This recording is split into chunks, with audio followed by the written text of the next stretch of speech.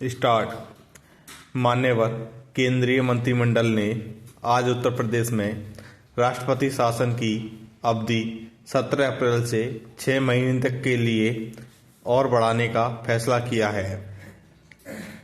विश्वस्त सूत्रों के अनुसार आज ये जानकारी दी गई है कि उत्तर प्रदेश में राष्ट्रपति शासन की वर्तमान 6 महीने की अवधि 16 अप्रैल को समाप्त होने जा रही है। उच्चतम न्यायालय में यह फैसला लंबित है, इसलिए इस मामले को ध्यान में रखते हुए मंत्रिमंडल ने ये फैसला किया है। आपको पता ही होगा कि इलाहाबाद उच्च न्यायालय राज्य में राष्ट्रपति शासन लागू करने की घोषणा को पूर्व में निरस्त कर चुका है। फिर इसे उच्चतम न्यायालय में चुनौती दी गई थी, जहां पर यह मामला विचाराधीन रखा गया है। उच्चतम न्यायालय ने इलाहाबाद उच्च न्यायालय के फैसले पर रोक लगाते हुए केंद्र सरकार को निर्देश दिया ताकि वह उत्तर प्रदेश विधानसभा को भंग न करे, वहां सरकार के गठन की संभावना का पता लगाए।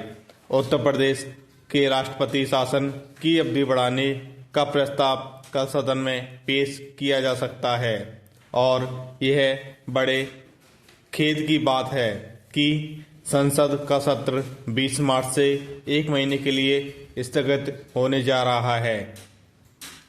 इसलिए मंत्रिमंडल ने इसी बात को ध्यान में रखते हुए राज्य में राष्ट्रपति शासन की अवधि बढ़ाने का फैसला आज ही कर लिया है। सूत्रों के अनुसार यदि इस दौरान उच्चतम न्यायालय का कोई आदेश प्राप्त होता है तो उस निर्देश पर कार्रवाई करने को भी सरकार तैयार रहेगी। उत्तर प्रदेश में विधानसभा के चुनाव के बाद किसी राजनीतिक पार्टी या गठजोड़ द्वारा सरकार बनाने में विफल रहने के कारण गत वर्ष अक्टूबर में राष्ट्रपति शासन लागू किया था। अब वहां सरकार का गठन किया जा चुका है।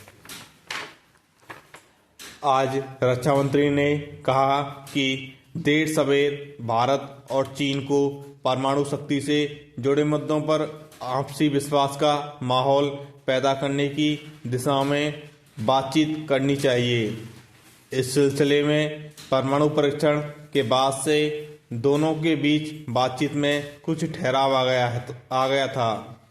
इसी ध्येय को लेकर चीन के साथ कुछ प्रारंभिक बातचीत शुरू करने पर विचार विमर्श चल रहा है। उन्होंने इस बात में कहा है कि हमारी मूल चिंता का विषय भारत की भौगोलिक और राजनीतिक स्थिति है। इस मुद्दे पर चीन और पाकिस्तान के सामरिक संबंध इस विषय के दायरे में मापे जाने चाहिए। भारत और पाकिस्तान के बीच हुई वार्ता लंबी खिंच जाने से हमको निराश होने की जरूरत नहीं है, बल्कि दोनों पक्षों की ओर से बातचीत शुरू किया जाना एकमात्र सराहनीय कदम होगा। अमेरिका भी भारत से कुछ निश्चित अपेक्षाएं रखता है जिन्हें स्वीकार नहीं किया जा सकता। जिस चीज में हमारा हित न हो उसको अस्वीकार किया जाना चाहिए। भारत एक बहुत बड़ा देश है। यह किसी भी हालत में किसी से कमजोर पड़ने वाला नहीं है। हमारे देश के अंदर बहुत शक्तिशाली देश बनने की सभी क्षमता और संभावनाएं मौजूद हैं। भारत एक विकसित शक्तिशाली देश है, इससे इनकार नहीं किया जा सकता है। इसलिए अमेरिका को चाहिए कि वह भारत की सुरक्षात्मक चिंताओं को समझे और अपरिहार्य है उसे अस्वीकार करना चाहिए। अमेरिका ने परमाणु एवं अनेक मुद्दों पर चीन के साथ पहले ऐसा ही कुछ किया था।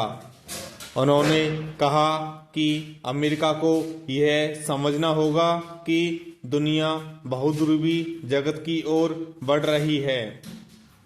भारत उन ध्रुवों में से एक है।